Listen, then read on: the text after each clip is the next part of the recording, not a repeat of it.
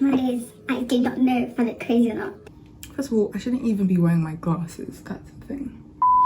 Hi guys, welcome to my channel and thank you for clicking onto this video.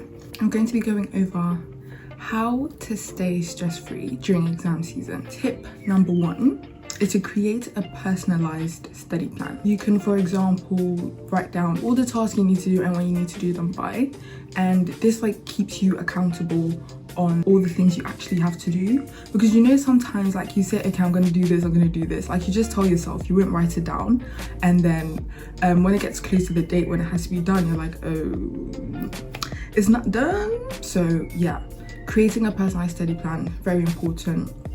I think most people have this down anyway, like they just like either put on like a note or a little planner, because it ensures you actually get them done. And then you can obviously alter it as time goes by. For example, if you finish some of the task, then you just be like, okay, I'm done with this, I'm done with this, and then if anything else comes up, you can put it on and actually follow it. The thing is, yeah, you can write it down, but really and truly, no one is going to force you to look at it again. As you do this more and more, it'll probably like stick, whatever works for you. It's just to keep you accountable on the stuff you need to do and when you need to do them by, just so you don't forget, because we all know that happens. Okay, let's move on to tip number 2, time management.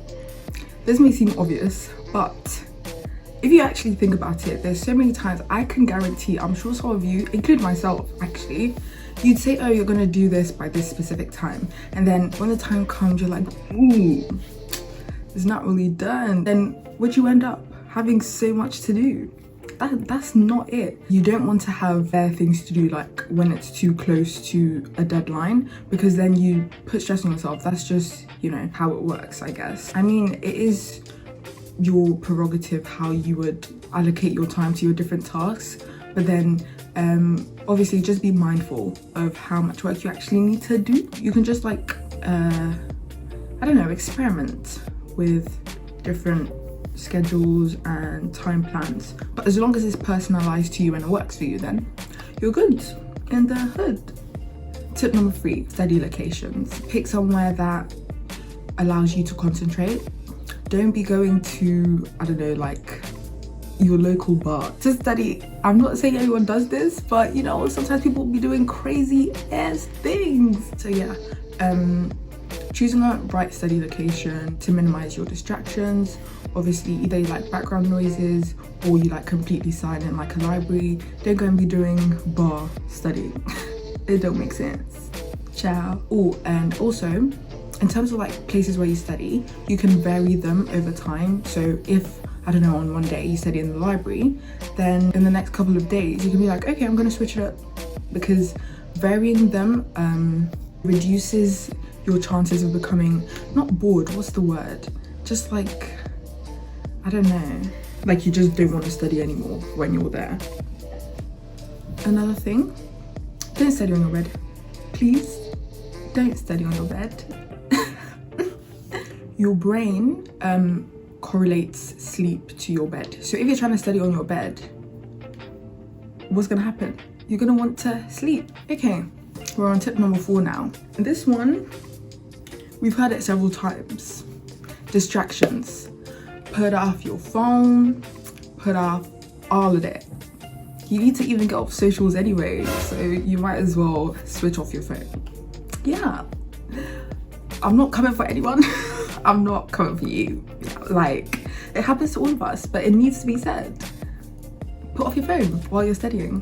Don't get me doing Instagram, oh WhatsApp, oh iMessage, oh this. No, obviously it's normal to get distracted, but that's the whole reason why we're putting it off anyway.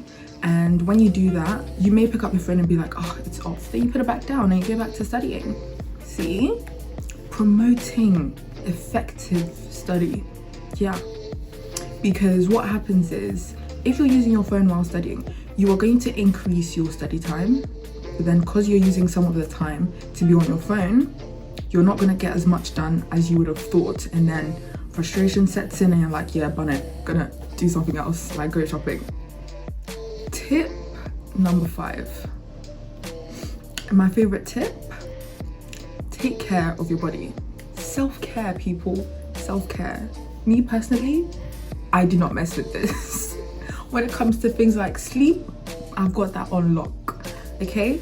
I know sometimes the night before you'd want to like go all out, do all the work before the exam, but then really and truly, who wants to wake up feeling completely worn out before they now have to focus their brain on the exam? So if you sleep for enough hours, your brain is going to be rested before the exam, and that way when you have the, I don't know, questions or whatever in front of you, then you can easily be like, okay, I revised this a while ago, it's related to this, and I can do it. But if you're like cramming the night before or whatever, you're going to feel stressed. Like in the moment, you're going to be like, okay, I need to quickly remember everything I studied. Whereas if you had studied it all before, then you're more calm and you're like, okay, I revised this. I can just like spend a little time trying to recall all that I revised. But yeah, obviously sometimes you may end up in situations where there's nothing you can do. You just need to cram the night before.